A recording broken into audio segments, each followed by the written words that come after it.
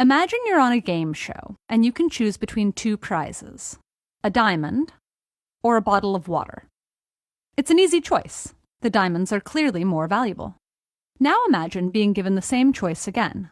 Only this time you're not on a game show, but dehydrated in the desert after wandering for days. Do you choose differently? Why? Aren't diamonds still more valuable? This is the paradox of value, famously described by pioneering economist Adam Smith. And what it tells us is that defining value is not as simple as it seems. On the game show, you were thinking about each item's exchange value, what you could obtain for them at a later time. But in an emergency like the desert scenario, what matters far more is their use value, how helpful they are in your current situation. And because we only get to choose one of the options, we also have to consider its opportunity cost, or what we lose by giving up the other choice. After all, it doesn't matter how much you could get from selling the diamond if you never make it out of the desert. Most modern economists deal with the paradox of value by attempting to unify these considerations under the concept of utility, how well something satisfies a person's wants or needs. Utility can apply to anything from the basic need for food to the pleasure of hearing a favorite song, and will naturally vary for different people and circumstances. A market economy provides us with an easy way to track utility. Put simply, the utility something has to you is reflected by how much you'd be willing to pay for it. Now imagine yourself back in the desert, only this time you get offered a new diamond or a fresh bottle of water every 5 minutes.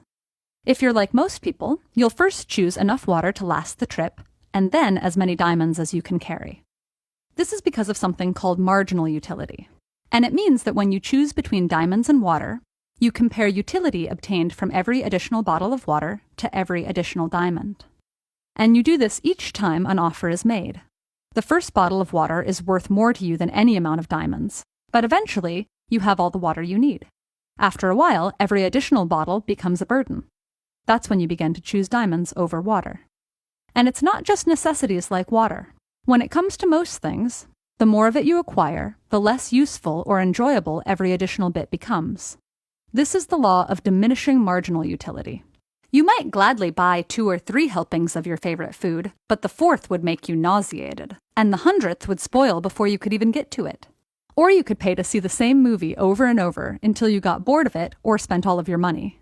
Either way, you'd eventually reach a point where the marginal utility for buying another movie ticket became 0. Utility applies not just to buying things, but to all our decisions. And the intuitive way to maximize it and avoid diminishing returns is to vary the way we spend our time and resources. After our basic needs are met, we'd theoretically decide to invest in choices only to the point they're useful or enjoyable. Of course, how effectively any of us manage to maximize utility in real life is another matter.